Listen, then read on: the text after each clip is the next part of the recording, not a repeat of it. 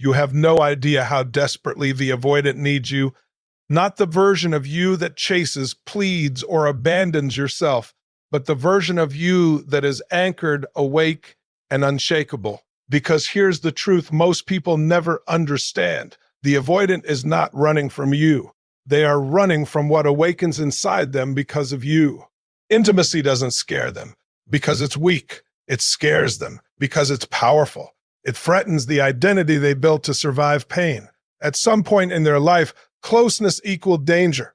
Dependence equaled loss. Need equaled disappointment. So they learned a strategy: stay self-contained, stay in control, stay alone. And that strategy worked until you showed up. Your presence disrupts their nervous system. Your consistency challenges their belief that love always disappears. Your emotional depth calls them out of hiding. And that's terrifying because it requires transformation. Understand this: the avoidant doesn't need more words. They don't need ultimatums. They don't need emotional chaos dressed up as passion. What they need is safety without submission, strength without threat, love without demand. They need someone who can stand firm without hardening, someone who can offer connection without losing themselves, someone who says through their energy, I choose you, but I don't abandon me. That is rare. That is medicine. Your grounded presence does something extraordinary. It regulates what they never learned to regulate on their own. When you stay calm in the face of distance, when you stay whole in the face of withdrawal, you show them a new possibility. Connection doesn't have to cost you freedom. And here's the divine paradox. When you stop chasing, they finally feel you. When you stop proving, they start seeing. When you stop collapsing into fear, you become a lighthouse instead of a lifeboat. But hear this clearly. This is not about saving them. This is about inviting them. Because love that heals is never forceful. It is steady. It is embodied. It is rooted in truth. Your boundaries are not walls. They are bridges. They tell the avoidant, this is where love lives. This is where respect breathes. This is where you are welcome, when you are ready. And something remarkable happens when you live this way. Even if they don't step forward immediately, their system begins to reorganize. Their defenses weaken, their certainty cracks. Because deep down, beneath all the armor, there is a part of them that has always longed for what you represent. Secure love. You must remember this. Your job is not to be chosen at the cost of your soul. Your job is to be so aligned, so present, so rooted in purpose, that choosing you becomes an invitation to rise. And if they rise, beautiful. If they don't, you still win. Because the greatest gift you ever give an avoidant is not your sacrifice. It is your wholeness. And the greatest truth of all, when you live in that truth, you don't just become unforgettable to them, you become untoppable in your own life. Avoidant behavior is not a lack of love, care, or desire for connection. It is a highly intelligent survival strategy formed in moments when closeness became unsafe. Somewhere in the avoidance past, emotional needs were met with rejection, inconsistency, overwhelm, or punishment. Love did not feel like warmth. It felt like risk. It felt like risk. And when a human being repeatedly experiences risk in connection, the nervous system does exactly what it was designed to do. It adapts in order to survive. The avoidant learned early that relying on others led to pain, so they learned to rely on themselves. Independence became protection. Emotional distance became control. Detachment became strength. This wasn't a conscious choice. It was a biological and emotional recalibration. Their system decided, if I don't need too much, I can't be hurt too deeply. Over time, this strategy hardened into identity. They weren't just someone who avoided closeness. They became someone who believed they were better off, alone. Fear is the engine underneath this pattern, but it's a quiet fear, not a dramatic one. It's the fear of being consumed, disappointed, trapped, or exposed. It's the fear that if they let someone truly see them, they will either be abandoned or expected to become someone they are not. So when intimacy appears, their body interprets it not as love, but as danger. The nervous system activates and distance feels like relief. This is why logic doesn't work with avoidance. You cannot reason someone out of a survival response. When closeness triggers old wounds, the body reacts before the mind can explain. Pulling away is not rejection, it is regulation. It is the system saying, I need space to feel safe again. What most people misunderstand is that avoidance does not mean the absence of need. In fact, it often hides a deep, unfulfilled longing for connection. The avoidant wants closeness, but on terms that don't threaten their autonomy or reopen old pain. They want love that doesn't cost them their sense of self. They want connection without vulnerability, an impossible equation that keeps them stuck. This is why pressure backfires. Chasing intensifies their fear. Emotional demands confirm their belief that closeness equals loss of freedom. Even excessive reassurance can feel overwhelming because it activates the very dependency they learned to fear. At their core, avoidants are not cold. They are cautious, not distant, defensive, not indifferent, conditioned. Their behavior makes sense when you understand the context in which it was created. It kept them safe once. The problem is that strategies designed for survival rarely support intimacy. Recognizing avoidant behavior as fear-based, not character-based, changes everything. It replaces blame with clarity. It shifts this focus from why don't they love me enough to what are they protecting themselves from. And in that understanding, compassion becomes possible. Not the kind that self-abandons, but the kind that sees the wound without trying to fix it. Because healing does not begin when fear is confronted head-on. It begins when fear is no longer necessary for survival. The avoidant does not respond to emotional intensity the way others do, because intensity is often registered by their nervous system as threat rather than care. What feels like love to one person can feel like pressure to another. For the avoidant, emotional safety is not created through constant communication, emotional pursuit, or repeated reassurance. It is created through predictability, calm presence, and the absence of demand. At some point in their development, emotions became overwhelming rather than soothing. Either they were expected to manage the emotions of others, shamed for having needs, or left alone to process feelings without support. As a result, their system learned that emotions complicate life. Distance simplified it. So when emotional energy rises, especially if it carries urgency, anxiety, or expectation, the avoidance body responds by pulling away in order to restore equilibrium. This is why pressure, even when well-intended, feels unsafe to them. Questions that seek closeness can feel like interrogation. Requests for reassurance can feel like responsibility. Expressions of hurt can feel like accusation. None of this means they don't care. It means their system equates emotional demand with loss of autonomy or impending conflict. Safety to them is the ability to choose connection, not be required to perform it. Emotional safety is built when the avoidant senses that closeness does not come will. The obligation. When they feel free to move toward connection rather than being pulled into it, their defenses soften. Space becomes a bridge instead of a wall. Silence becomes room to breathe instead of evidence of abandonment. What regulates the avoidant nervous system is not emotional distance forever, but emotional steadiness, calm responses, consistent behavior, a tone that says, I am here and I am okay whether you come closer or not. This communicates something their past may never have taught them. That connection does not have to be intense to be real, and that presence does not disappear just because emotions are quiet. When someone remains grounded instead of reactive, the avoidant begins to experience a new internal reference point. They notice that nothing bad happens when they take space. They notice that boundaries are respected. They notice that love remains intact without emotional negotiation. This slowly rewires their expectation of relationships from overwhelming to manageable. This does not mean suppressing emotions or walking on eggshells. It means expressing feelings without urgency, without collapse, and without trying to control the other person's response. It means allowing emotions to exist without making them the price of connection. For the avoidant, safety is felt in environments where emotions are welcome but not weaponized, where closeness is offered but not chased, and where independence is honored rather than threatened. When emotional safety replaces emotional pressure, something remarkable happens. The avoidant no longer needs distance to regulate. Connection begins to feel like rest instead of risk. And in that space, intimacy becomes a choice rather than a defense.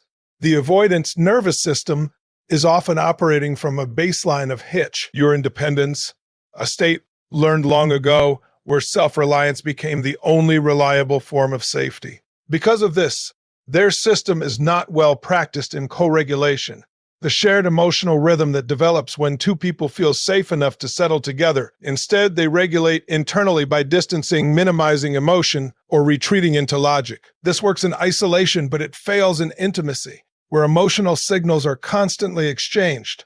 Your grounded presence becomes powerful precisely because it offers something their system has rarely experienced: stability without intrusion. When you remain emotionally regulated, calm in your tone, steady in your behavior, consistent in your responses, you provide an external reference point their nervous system can unconsciously synchronize with. You are not fixing them. You are not rescuing them. You are simply modeling a regulated state that invites their system to downshift. Human nervous systems are designed to attune to one another. Long before language, safety was communicated through presence, posture, breath, and rhythm. When someone is anxious, reactive, or emotionally volatile, the avoidance system perceives this as a threat and escalates its defenses. But when someone remains centered, self-contained, and emotionally sovereign, something different happens. The avoidance system no longer needs to stay on high alert. This is why your calm matters more than your words. Reassurance spoken from anxiety still feels unsafe. Love offered from emotional collapse still feels demanding. But presence offered from wholeness feels non-invasive. It signals, I am here and I am not overwhelmed by you or by myself. That signal is rare for someone whose early experiences taught them that emotions lead to chaos or withered awe. Over time, repeated exposure to your regulated state begins to re-educate their nervous system. When conflict doesn't explode, when distance doesn't result in punishment, when closeness doesn't erase boundaries, their body starts gathering new data. It learns that connection can exist without cost. That regulation does not require escape. That safety can be shared. This process happens beneath conscious awareness. The avoidant may not be able to articulate why they feel calmer around you or why your presence feels different from others, but their body knows. It senses predictability. It senses containment. It senses that it doesn't have to work so hard to stay protected. However, this only works when your groundedness is real. Pretending to be calm while suppressing resentment creates emotional incongruence, which the nervous system detects immediately. True regulation comes from self-trust, clear boundaries, and emotional honesty without reactivity. It is the result of choosing self-alignment over control. When you embody this kind of presence, you offer something profoundly healing, not by effort, but by being. You become a safe external regulator, not because you absorb their emotions, but because you remain steady in your own. And in that steadiness, the avoidant experiences something unfamiliar yet deeply relieving. Connection that soothes instead of threatens. For the avoidant, love has often been associated with pursuit, pressure, or loss of autonomy. When affection came with expectations, emotional debt, or invisible contracts, the nervous system learned to equate being wanted with being trapped. This is why chasing, even when motivated by care, tends to activate resistance rather than closeness. The moment love feels like something they must respond to or a nudge, the instinct to withdraw takes over. Love offered without chasing creates a completely different experience. It communicates choice instead of obligation. It says, you are welcome here, but you are not required to perform. This kind of love removes the threat of engulfment. It allows the avoidant to approach connection at a pace their system can tolerate without feeling pulled or cornered. When you stop chasing, something paradoxical happens. You become visible. Chasing keeps the focus on the avoidance distance. Grounded presence shifts the focus back to yourself. You become emotionally anchored rather than reactive.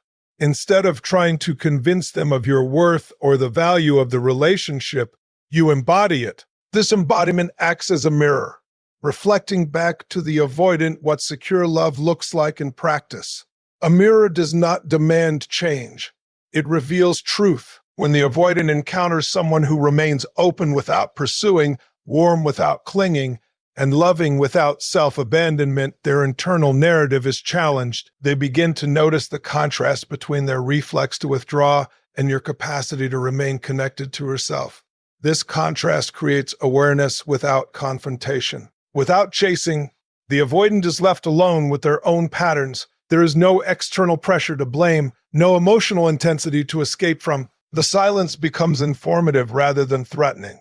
They start to feel the absence of connection as a consequence of their own distance, rather than as something imposed on them. This is where self-reflection begins, not because they were pushed, but because they were allowed space. Love without chasing also preserves your dignity and energetic integrity. It prevents resentment from building and keeps the relationship from becoming a power struggle. The avoidant senses this. They feel that you are choosing connection, not sacrificing yourself for it. That choice is what makes your presence feel safe rather than consuming.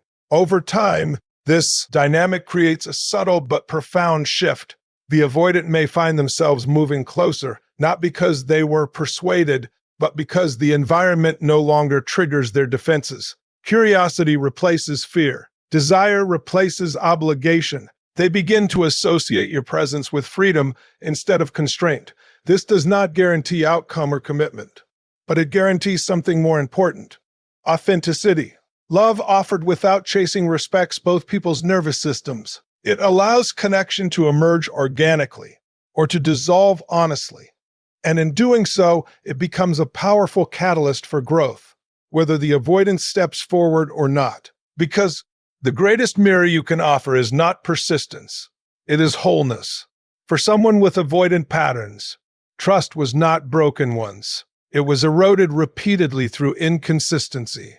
Promises were made and withdrawn. Affection appeared and disappeared. Support was unpredictable or conditional. Over time, the nervous system learned a painful lesson. Stability cannot be relied upon, and attachment invites disappointment. As a result, the avoidant learned to expect rupture, even in moments of closeness. Consistency is what directly challenges this expectation. Not dramatic gestures, not emotional intensity, but steady, repeatable behavior over time. When your actions align with your words, when your presence does not fluctuate based on mood or fear, you begin offering something their system has never been able to trust: predictability without control. For the avoidant, trust is not built through declarations. It is built through patterns. Every time you respond calmly, instead of reactively, you provide new data. Every time you maintain boundaries without withdrawing affection, you interrupt the old narrative that closings leads to punishment. Every time you remain emotionally available without intruding, their nervous system logs another experience of safety. This process is slow because the avoidance system is designed to scan for threat. One inconsistency can feel larger than 10 moments of steadiness. This is not manipulation, it is conditioning. Their body learned long ago to prioritize protection over hope. Consistency is what slowly reconditions that instinct. What makes consistency so powerful is that it removes the need for hypervigilance. When behavior becomes predictable, the nervous system no longer has to stay alert for sudden changes. Energy that was once spent guarding against disappointment can begin to relax. Distance becomes less necessary when safety feels reliable. Consistency also allows the avoidant to test connection without catastrophic consequences. They may pull away, delay responses, or assert independence, not to reject, but to check whether stability remains. When your presence does not disappear in response, a critical shift begins to occur. Their system starts to understand that connection does not collapse under pressure. Importantly, consistency does not mean tolerating disrespect or suppressing needs. In fact, inconsistent boundaries are more destabilizing than clear ones. Saying yes when you mean no, staying when you feel resentful, or offering closeness while feeling unsafe creates emotional unpredictability. True consistency comes from alignment, knowing what you can offer and offering it reliably. When boundaries are clear and upheld, the avoidant learns that limits do not equal abandonment. When needs are expressed calmly and consistently, they learn that honesty does not destroy connection. These experiences slowly rebuild a sense of trust, not as blind faith, but as embodied knowing. Over time, repeated consistency rewires expectation. The avoidant begins to anticipate steadiness instead of rupture. They stop bracing for loss. The nervous system, once organized around self-protection, begins to reorganize around connection. This is not a dramatic transformation. It is quiet, cumulative, and deeply embodied. Trust does not arrive as certainty, it arrives as ease. And in that ease, the avoidant finds something they never thought possible: the ability to stay. Self-respect and boundaries are often misunderstood as barriers to connection, especially when dealing with avoidant dynamics. In reality, they are the very structures that make genuine intimacy possible. Without them, relationships collapse into imbalance, resentment, or emotional dependency patterns that activate the avoidant's deepest fears. When you abandon yourself to keep connection, you unknowingly confirm the avoidant's belief that closeness is unsafe and costly. Avoidants are highly sensitive to power dynamics. When one person overextends, overaccommodates, or sacrifices their needs in order to maintain closeness, the relationship begins to feel unstable, not because the avoidant wants control, but because the loss of balance creates pressure. It communicates, "I need you in order to be okay," which triggers the avoidant's fear of responsibility for another person's emotional well-being.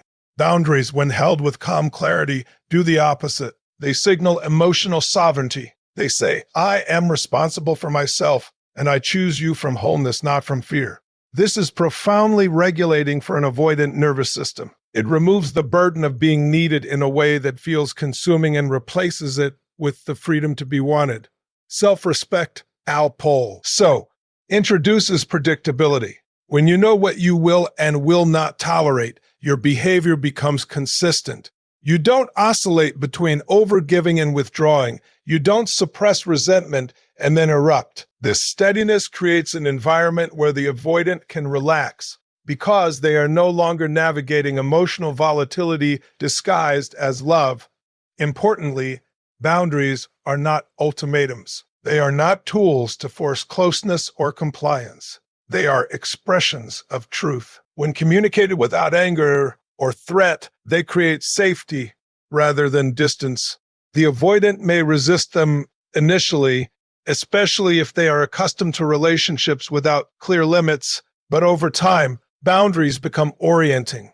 They define where connection can happen without harm. Self-respect also changes the energetic dynamic of pursuit. When you no longer chase, explain, or overfunction, you allow space for the avoidant to meet you where you are. This does not guarantee they will step forward, but it ensures that any connection that does occur is mutual rather than coerced.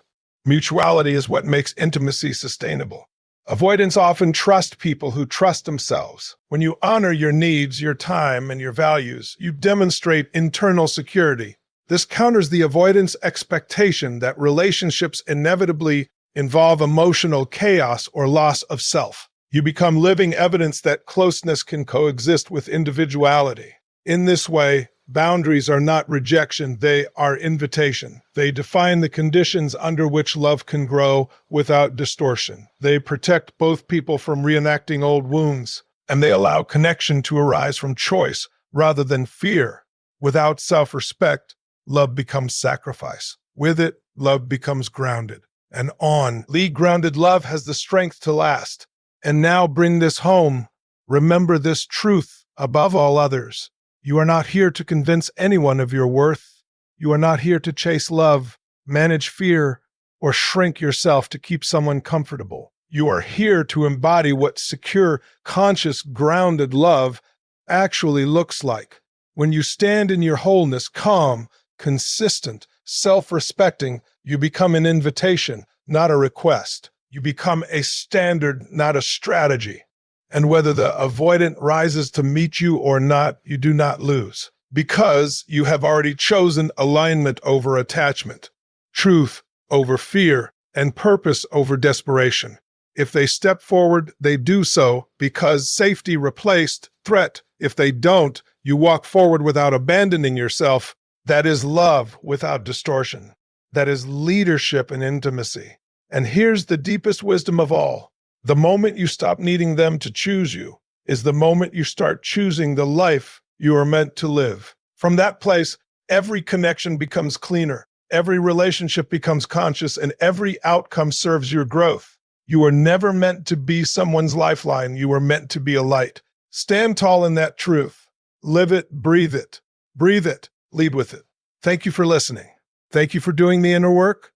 Goodbye, and may you walk forward rooted in strength, clarity, and self-respect.